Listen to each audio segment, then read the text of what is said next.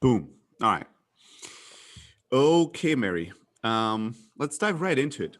Let's talk about our first virtual sort of retreat. We called it differently, but the first time that we've attempted to do a sort of company retreat, but do it virtually instead of how we've always been doing it, where we were physically together for a whole week at one city, kind of uniting the entire remote team of close. So let's start at the beginning. When once 2020 was not just at the beginning of the year, but had solidified itself as like a once in a century shit show. And we knew there's no chance we're going to have a physical retreat this year.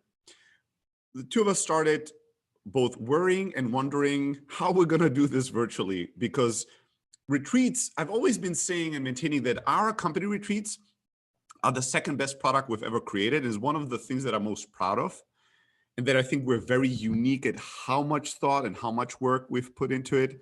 And so it's always been these retreats that we would do twice a year for a week at a time, every 6 months, would be completely essential parts of our operating system, of our culture, of our planning, of alignment. Like, it was so important. And then when we both realized, all right, we won't have this tool anymore for company building, for company planning, for culture nurturing, what the hell are we going to do to replace this? Now, when we started talking about this, I remember that the one thing that I was certain of was that we wouldn't want to just try to copy paste a physical retreat schedule into Zoom, right? And just be like, this is what a week looked like in Montreal. We're just going to do all of this in just Zoom calls. We knew that that was a terrible idea, but why? Like, why? Maybe at first, just a few comments on like why you can just copy paste what you've been doing physically to a virtual retreat. What's kind of the top reasons that we knew instinctively that that would be a bad idea for us? Yeah, so we knew there was a couple aspects of this. The first thing being our time zones. So I actually did a spreadsheet and looked across how many time zones we're in, and we're in 9 different time zones. So that only gave us around a 4-hour overlap. That was I would consider decent hours. So we had to be mindful about what sort of programming we could fit into 4 hours each day. And also be mindful about Zoom fatigue. So you can only handle so much of just being engaged online and having it be valuable and productive. So we recognize that as well. And so I think those were kind of the two main aspects of like, how do we get the things that we want out of a retreat, which is always business alignment and strengthening the social fiber of the team. How do we translate that into a virtual setting, but not just, like you said, copy paste, because recognizing that these are totally different environments and we needed to be mindful of that. Yeah, so we said we need to reimagine it. We need to think about the strengths of virtual and the weaknesses, and we need to do this differently than a typical retreat. So I think very early on in our planning, I told you, let's give this a different name. Because the problem when we call it the next company retreat, words are meaningful, are important. And because our retreats have been so special and important to us, the word retreat carries a very specific kind of meaning in context and richness. And so when we say, in 3 weeks, we're going to have a company retreat, people think about packing their luggage and traveling to a new place and wearing funny hats while they're, walking through streets and having dinner with teammates, like all these things that are subconscious expectations. Like, you're gearing up to that. That's what you're expecting. And then if you have like 4 Zoom calls in your living room, you're like, no matter how amazing those Zoom calls were, no matter how great the planning was for what it was, you will compare it with retreat as an experience and say, this didn't live up to it.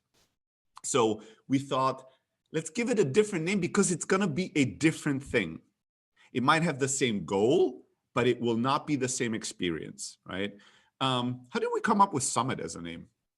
I don't even know. It was something I just threw out there because I was considering too, when as we were going through and kind of hashing out what the programming was looking like, we became aware that the cadence of how we were going to do this would probably be different as well, because we have assumed at this stage that 2021 we wouldn't be doing our biannual retreat, so every 6 months in person.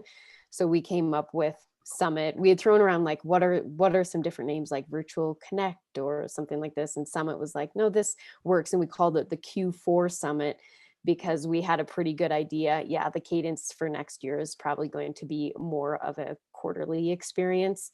And that also gave us an opportunity by hosting this Q4 Summit to have kind of a wrap up of what the end of the year this year looks like, and then what our goals for next year. So it having it at the end of the year was really good for us. Yeah. So I think and these things have worked really well. I think kind of in hindsight, we noticed that people really liked it and it made a difference. So I think the recommendation is give it a different name, give it a distinct name if it's a distinct experience. I think for us, what worked was make it shorter than a whole week of 8 hours a day. And if it's shorter and it has a different name and maybe a different structure, think about if it should happen in the same cadence as your old retreats used to happen, or if it needs a new cadence. For us, it was clear this format that's much more compact, much shorter, doing that once every 6 months is probably not enough. Because as you said, like we have, and every company might be different. I wouldn't be surprised if many companies have never thought too deeply about like what their main objectives are with their retreats. A lot of companies, I think the main objective, the obvious one, is social contact. Like we just want people to mingle, to spend quality time together, which is a massive part of a retreat and even ours. It's the second goal though for us. Our priority number one goal is company-wide alignment. Like we want to get everybody on the same page, want to create as much clarity as possible. What has happened in the last couple of months in this company? What are our wins, our losses? Where did we go sideways? What's happening company-wide, not just in one team or not just around one KPI or one number? And then what is the next phase of the company? What is the big theme? What is our focus, our priority? And how do we bring everybody, all the departments, all the teams, all the individuals together to buy into that goal, to take ownership of it, and to have clarity on what needs to happen next, what projects, what things they need to work on. So we all feel a common sense of mission, direction, and we have clarity why we're doing what we're doing and how we're gonna tackle it. That's always been our number one priority for these retreats. And then our secondary priority was always strengthen the social fiber within the company, people connecting with each other, especially the ones that are not spending time every day, working very closely, communicating very closely together. And so since we have those two goals, doing it in a small way every 6 months, we didn't feel like we could accomplish these goals well enough in that time frame. So we said, this is probably something that's going to happen for us quarterly versus biannually as we used to do it. All right, there was one hard constraint. I think also, this is how this works. I throw hard constraints at Mary and then she has to figure it out. That's the beauty sometimes of the CEO position. But I remember the toughest constraint I threw to you, and I told you, this is going to be everything that you propose we should do has to hit this standard or I'm going to cut it. Like this is what everything needs to accomplish, which was high engagement. And the tricky part about a virtual get together of any sort, a virtual retreat for that matter, if we called it Summit, is that it happens for most of our team members, it happened in their house where they live, in their home, in front of their laptop, right? Which is kind of the worst environment to keep somebody fully engaged and focused, because if just a second is boring of what is being discussed or doesn't seem relevant to you, you're one click away from being in your email inbox or checking your social media or answering a ticket or coding a little bit or something else, right? We would never in a million years consider bringing together the entire company for like a company discussion in a room and have everybody in front of their laptops and their phones, right? Not even if we're in the same room where we can see what people do, would we ever do this, because it's just going to be chaos. So that's a very, very tricky part of doing a virtual retreat, in my mind, is that if every single session and every single minute of every single session is not incredibly and very, very highly engaging to most, if not everybody, we're going to be losing people. And so what we didn't want to have is people sitting in these sessions and feeling like these are optional. Like I can kind of listen to it in the background while I do real work that I care about, right? Because then it seems like a throwaway. And we didn't want people to feel like I could have just watched this, or I could have just read a summary of this and would have gotten the same value. Why did I have to be live in this Zoom call and listen to it and not do anything else? I don't see the value in that. So our number one hard, non-negotiable constraint was every single session that we did needed to feel like it could have not been done better in another way. And it was incredibly engaging. Everybody was engaged. So it didn't create any kind of sense of like we're wasting time or we're just pretending we're doing a retreat when it's really not the real thing. Tell me a little bit about that. Like, what did that constraint kill? Like, out of all the ideas we had, what did we not do because it couldn't hit that note? And there was a lot of evolution and discussion around hosting these, having them be recorded sessions, and then people all listen to them maybe like at the same time or something like this. But we quickly kind of came back to, let's have these all be live sessions. And I can talk about afterwards what we did with that. But some of the things that we cut, normally we do, every team will do a presentation. So success, sales, support, like all teams have some sort of a presentation. And we recognize that with our time constraints that we probably wouldn't be able to do all of these really well. And so we took the teams that had kind of the biggest messaging changes or the biggest impact right now for what is 2021 going to look like. Those were the ones that we decided to keep. So that was our product roadmap, our marketing session, which there was a lot of new things coming in on the marketing side. So we felt like that was really important.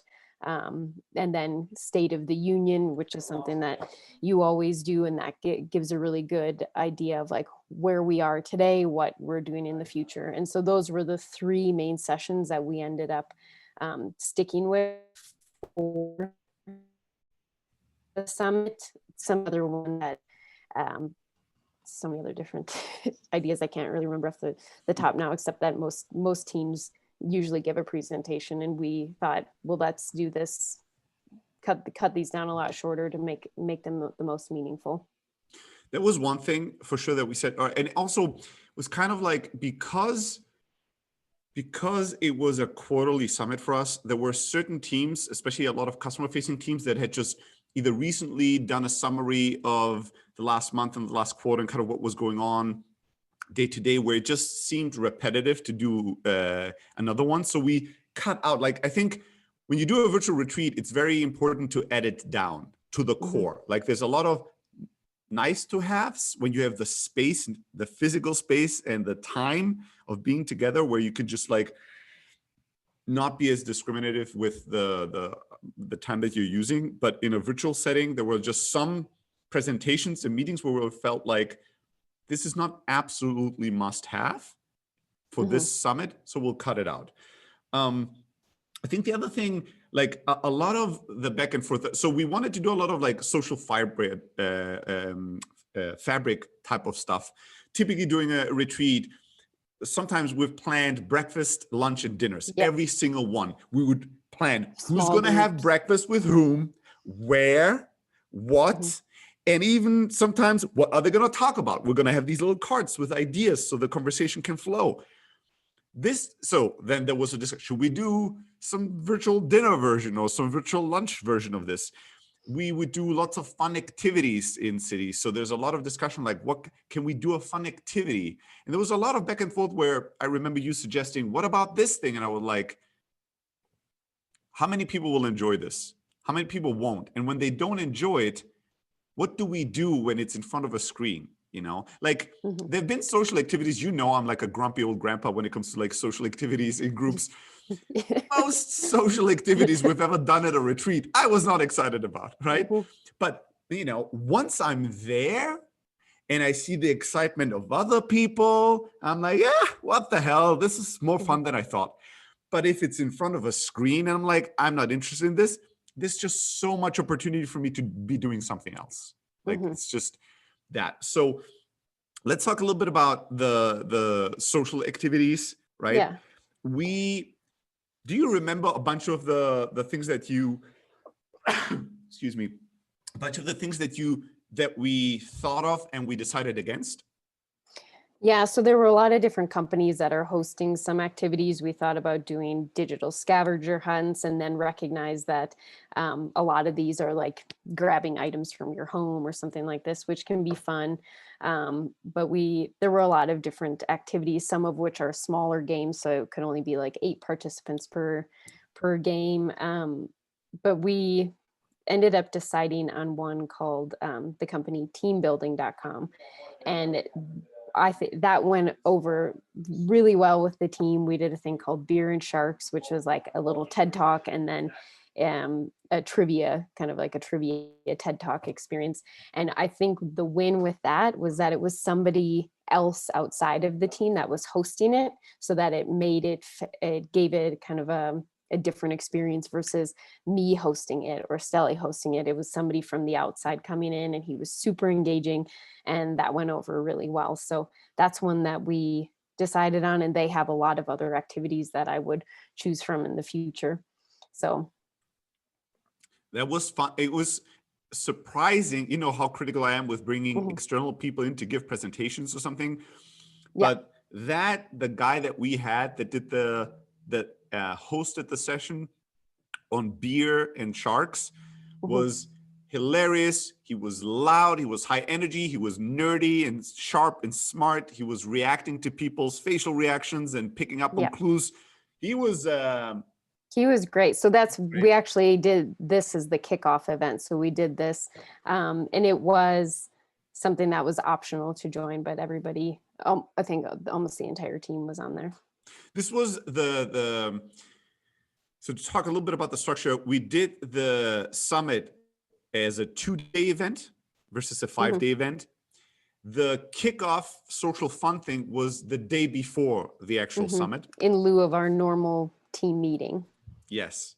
Yeah. And it was Beer and Sharks, just a fun little thing with trivia, with presentations, with people shouting out answers and just laughing.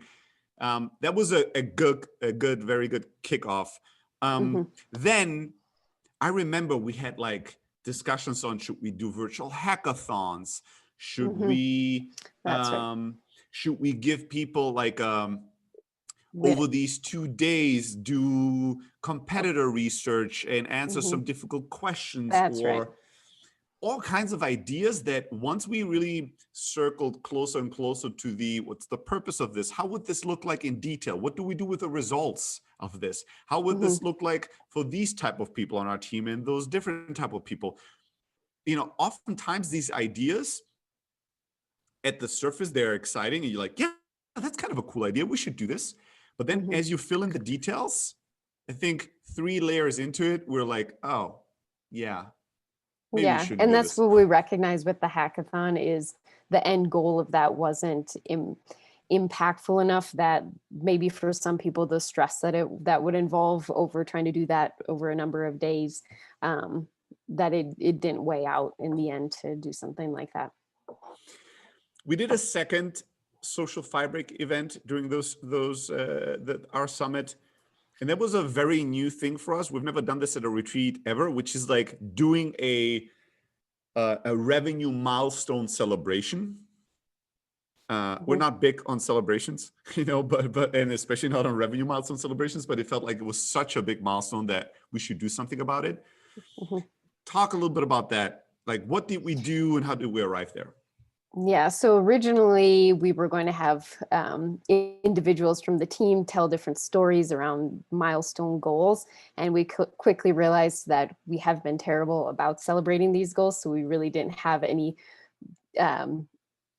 stories that would go along with this timeline. So then it shifted into kind of a timeline more about our retreats and people that have joined the team. And that was something like, should we make a movie that people can watch or a little film? a slideshow. So we ended up, I gathered a bunch of pictures throughout the year and then put that into a deck that Stelly went through and kind of shared a timeline of this. And we also ordered everybody mini cakes for this celebration. So that was, thank goodness we had help with this because it was domestically and internationally. So getting mini cakes through customs in some of the countries that our team members are in was quite the challenge. But I believe everybody ended up getting a cake, or somebody's wife ended up making them a cake because it didn't arrive, and then somebody's cake got in a few days later. But everybody did have some sort of a dessert, a celebration to share during that time, and that was really fun for people to get that. Again, something out of the normal from the outside coming in, so that was special.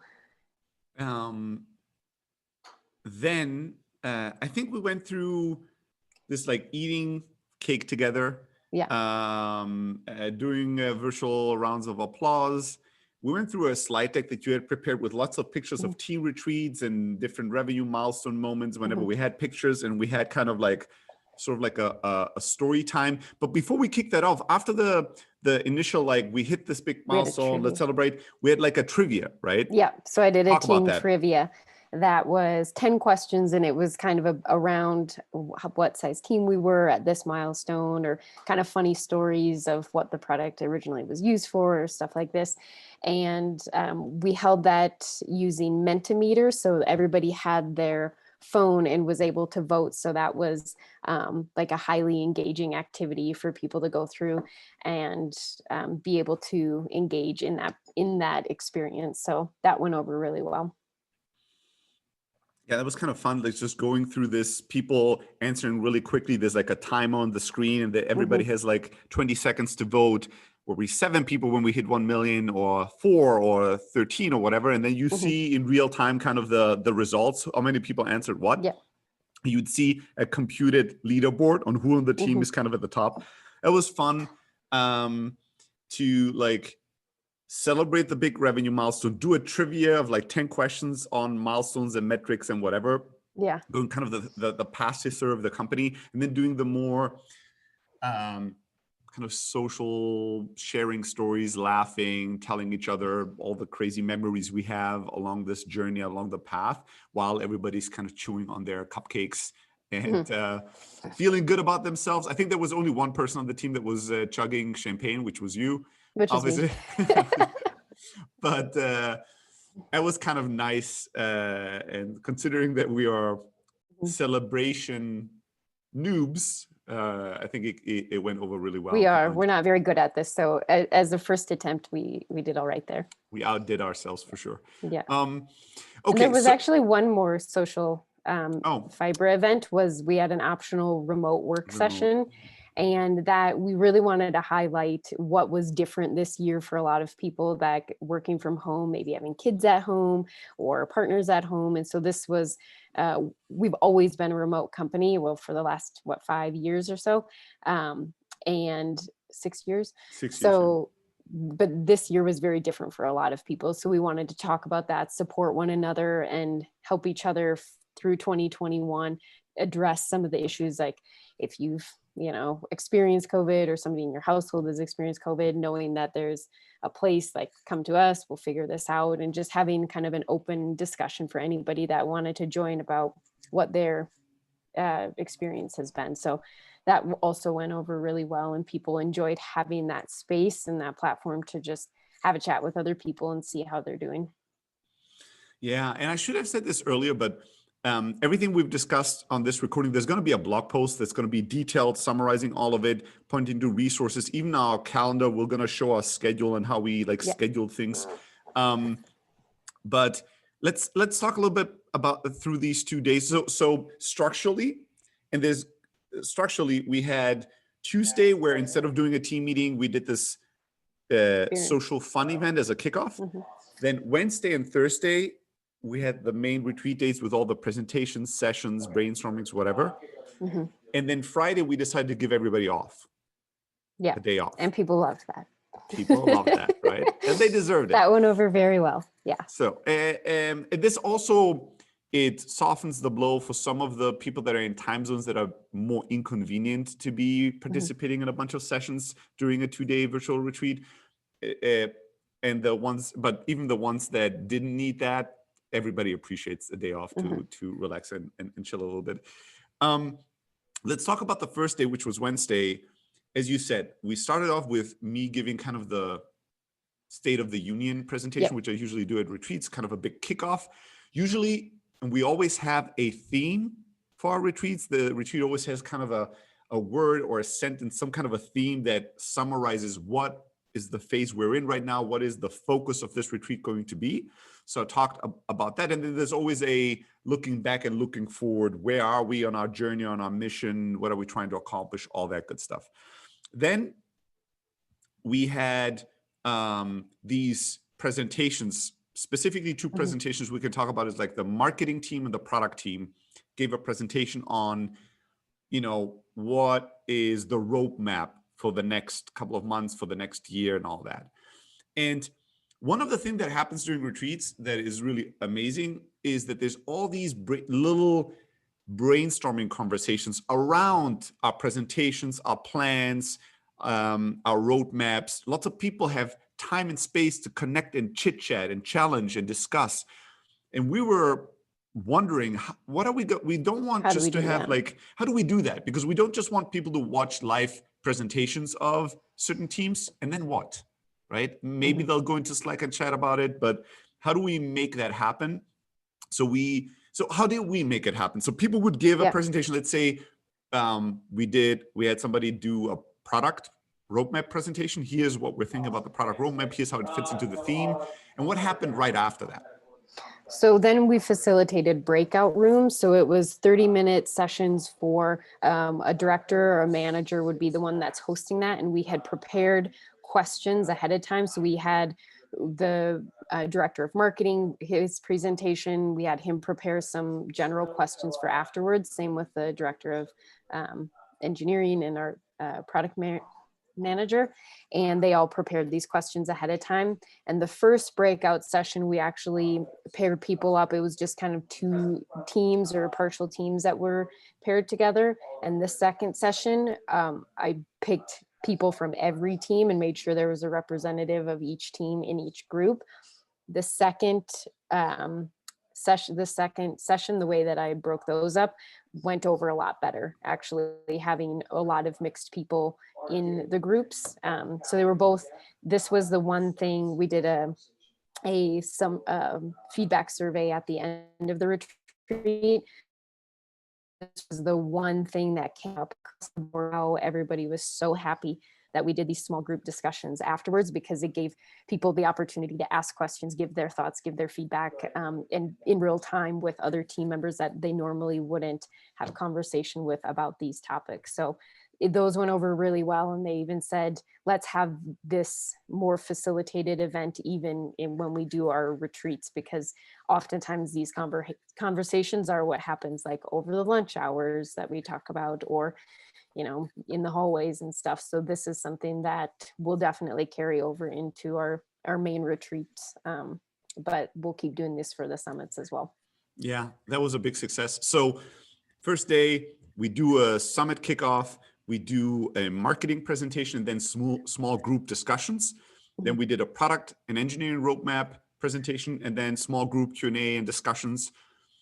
Then a tradition that we've always had is that the three co-founders of the company would always typically do a dinner with new team members that had joined since the last retreat. So we did a new hire and founder virtual coffee, meetup with kind of all the newest team members. That was a ton of fun. It was great that we did that. And then we had a little event just for Anthony, who's one of the co-founders, myself, and you, to do a summit check-in. How was the first day? Is there anything we need to adjust for the next day? Anything that didn't go as planned? Anything that we've learned? First day was so smooth. I don't think we had to do a lot there, but it was good to have that on the calendar to have like a quick check-in for the people that are running the summit to see how did the first day go?